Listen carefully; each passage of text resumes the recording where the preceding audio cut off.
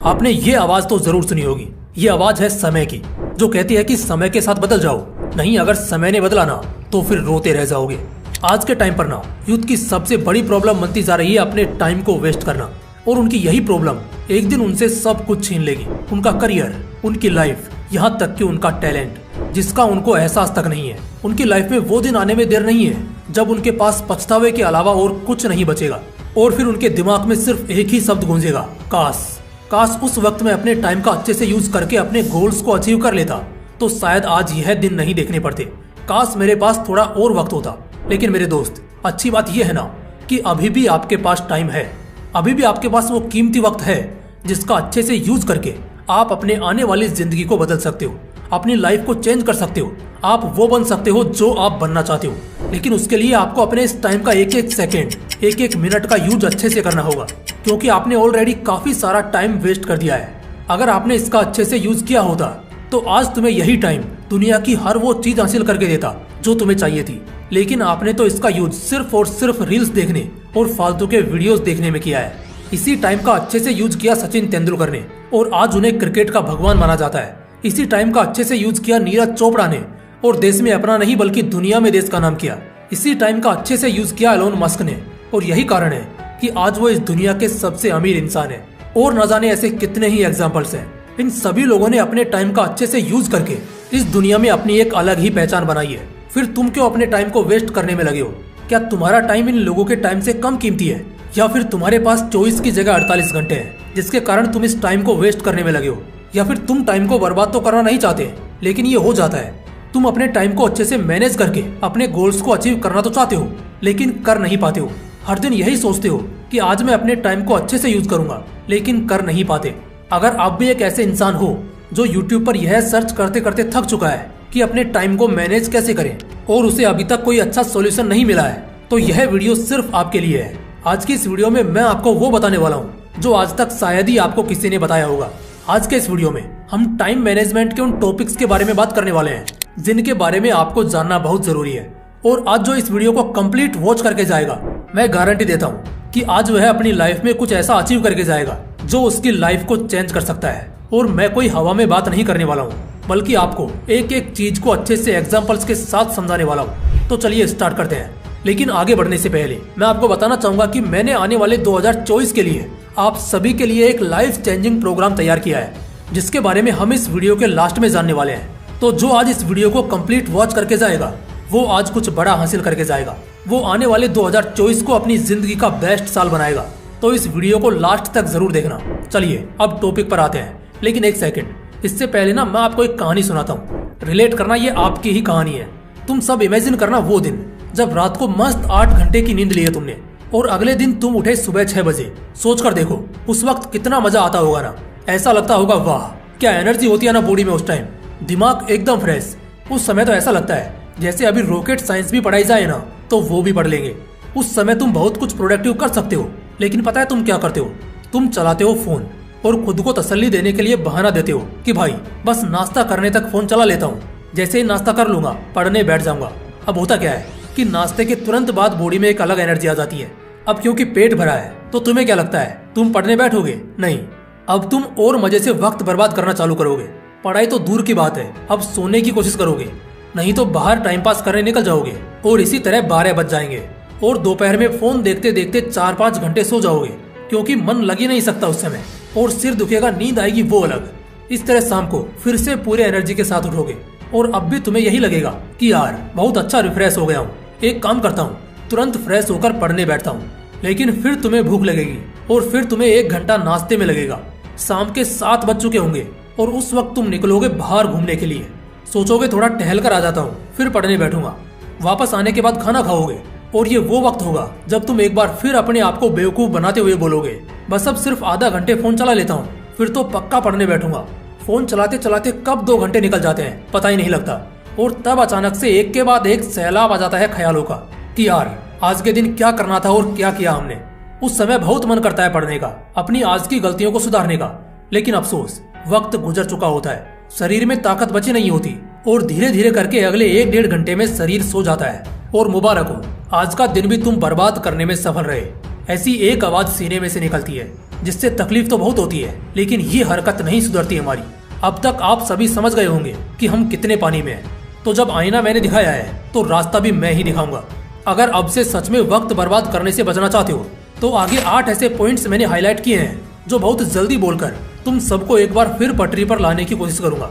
जो आ गए उनके तो मजे हैं, लेकिन जो ना आ पाए उनके लिए जिंदगी भर की सजा है। और वीडियो के लास्ट में आपके लिए कुछ अलग से भी है, उसे लेकर जरूर जाना। चलिए जानते हैं। पॉइंट नंबर 1, नेगेटिव माइंडसेट को खत्म करो। सबसे पहले समझते हैं कि साला ये टाइम वेस्ट होता क्यों है। तो देखो, बहुत सिंपल है। आदमी को एक खराब ख्याल आता है तो वो जानबूझकर 100 और नए खराब ख्याल जिनका कोई मतलब नहीं है उन्हें अपने दिमाग में लाता है, अपने उस दिन में लाता है। जैसे कि अगर वो उस दिन सुबह जल्दी नहीं उठ पाया तो बाकी के जो 10 घंटे मिलेंगे उसे वो भी लगभग बर्बाद ही करेगा, क्योंकि शुरुआत उसकी थोड़ी गलत हुई या उसके हिसाब से नहीं हुई। अगर ऐसा तुम्हारा भी सोचना है तो दोस्त, लाइफ में कभी कुछ हासिल नहीं कर पाओगे, क्योंकि जिंदगी में हर बार ऐसे दिन आएंगे जब समय तुम्हारे पक्ष में नहीं होगा। लेकिन उस वक्त तुम्हारा माइंड सेट ही तुम्हें खुश भी रखेगा और तुम्हें उस चीज को और बेहतर तरीके से करने में मदद भी करेगा। इसलिए सबसे पहले तो अपने नेगेटिव माइंड सेट को खत्म करो। पॉइंट नंबर 2, बर्बाद दोस्तों को छोड़ो। दोस्त ही हमारी सबसे बड़ी वजह है वक्त की बर्बादी का और जिंदगी की बर्बादी का। 99% दोस्त मतलबी होते हैं साले। ये जो 18-19 साल की उम्र में नए नए दोस्त बनाने का शौक चढ़ता है ना, 25-26 की उम्र में आते तक समझ आता है कि हर इंसान सिर्फ मतलब और किसी मकसद के लिए साथ था। उसका तो कुछ नहीं बिगड़ा, मगर तुम जरूर बर्बाद हो गए। अब तुम उस वक्त को वापस तो नहीं ला पाओगे ना। इसलिए अभी कह रहा हूँ, लाइफ में हमेशा अपने फ्रेंड सर्कल को छोड़ा रखना, जिससे ज्यादा डिस्टर्ब ना हो पाओ और अपने वक्त की बर्बादी से बच जाओ। तो आज ही अपने बर्बाद दोस्तों को छोड़ दो। पॉइंट नंबर 3, प्रोक्रास्टिनेशन बिल्कुल मत करो। आज का काम आज ही करना है, अभी का काम अभी इसी पल में करना है। चाहे कितना भी मन करे सोने का, मौज मस्ती करने का, घूमने फिरने का, गर्लफ्रेंड या बॉयफ्रेंड से मिलने का, सब बाद में। सबसे पहले आज का काम खत्म कर लो, उसके बाद जो करना है वो करो। इससे पता है फायदा क्या होगा? तुम्हें कभी गिल्ट या किसी किस्म का रिग्रेट नहीं होगा, बल्कि तुम जब जो चाहोगे तुम्हें मिलेगा भी और तुम मौज मारोगे सो अलग, लेकिन उसके लिए रोना नहीं पड़ेगा। पॉइंट नंबर 4, दिन की शुरुआत हमेशा प्रोडक्टिव करो। जैसा कि मैंने फर्स्ट पॉइंट में बताया था, सिंपल सा फंडा है दोस्त। दिन की शुरुआत अगर अच्छी हो गई ना, फिर अगर कोई दिक्कत भी हुई तब भी खुद को समझा पाओगे। वक्त बर्बाद नहीं होता है जब आदमी की शुरुआत बढ़िया होती है। किसी भी दिन सुबह जल्दी उठना और किसी बहुत इंपॉर्टेंट काम या पढ़ाई करने की कोशिश करना, इतना सुकून मिलेगा ना कि पूछो मत। और फिर पूरे दिन दुनिया की कोई ताकत तुम्हें भटका नहीं पाएगी। पॉइंट नंबर 5, डेली छोटे छोटे गोल्स बनाओ। वक्त की बर्बादी और कम हो जाएगी जब हर दिन तुम खुश होने लगोगे। अब इंसान को खुशी कब मिलती है? जब वो कुछ चाहता है और वो उसे या तो हासिल हो जाता है या वो अपने किसी मंजिल को पा लेता है। तो जब हर दिन छोटे छोटे गोल्स बनाओगे तो उन्हें पूरा करने का मन करेगा, और यही चीज तुम्हें आज ग्राउंड लेवल से पीक पर लेकर जाएगी, क्योंकि कंसिस्टेंसी की बहुत जबरदस्त आदत तुम्हें लग जाएगी। और इन सब में ना वक्त बर्बाद करने के लिए सोचना भी नामुमकिन है।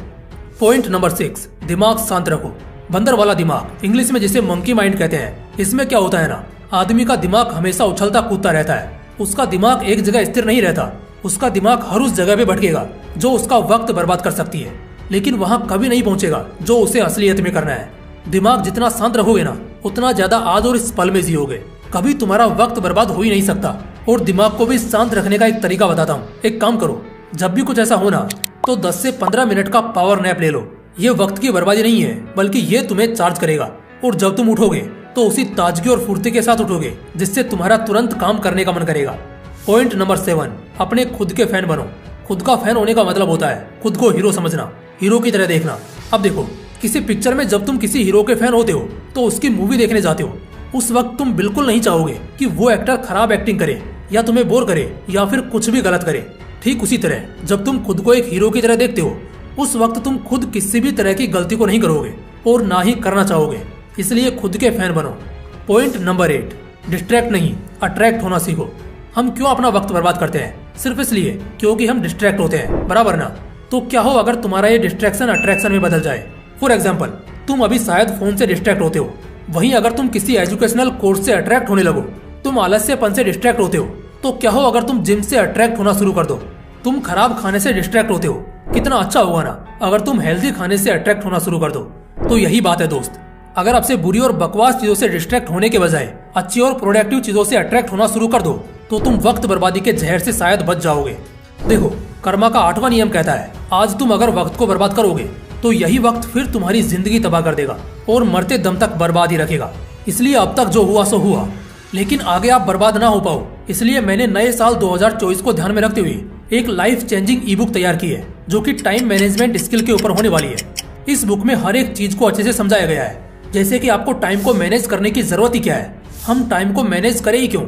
फिर उसके बाद हम यह जानेंगे कि अगर टाइम को मैनेज करना इतना ही इम्पोर्टेंट है तो हम अपने टाइम को मैनेज कैसे करें। NEET, IIT, JEE, UPSC, RPSC exam को क्रैक करने वाले स्टूडेंट्स ऐसा क्या करते हैं जो हम लोग मिस कर रहे हैं, किस कारण वो हमसे बहुत आगे निकल जाते हैं। और उसके बाद हम जानेंगे एक्स्ट्रा कैलकुलेशन ऑफ टाइम के बारे में, जो कि सबसे ज्यादा इम्पोर्टेंट है। इस कैलकुलेशन से आपको एक्चुअल में यह पता चलेगा कि हर दिन आपके पास कितने घंटे का टाइम एक्स्ट्रा होता है जिसका आपको पता ही नहीं है। और इसी तरह से इस बुक में हम 9 से ज्यादा टॉपिक्स के बारे में डिस्कस करने वाले हैं। आप बुक के इंडेक्स में अच्छी तरह से देख सकते हो। अगर आप इस बुक को परचेज करना चाहते हो तो ये आपको मिलेगी सिर्फ 99 रुपए में। देखो वैसे तो इसकी प्राइस हम 199 रखने वाले थे, लेकिन कुछ दिन पहले मैंने कम्युनिटी पोस्ट में आप लोगों से पूछा था कि हम इसकी प्राइस कितनी रखें, जिसमें 84% लोगों ने डिमांड की थी 99 रुपए की।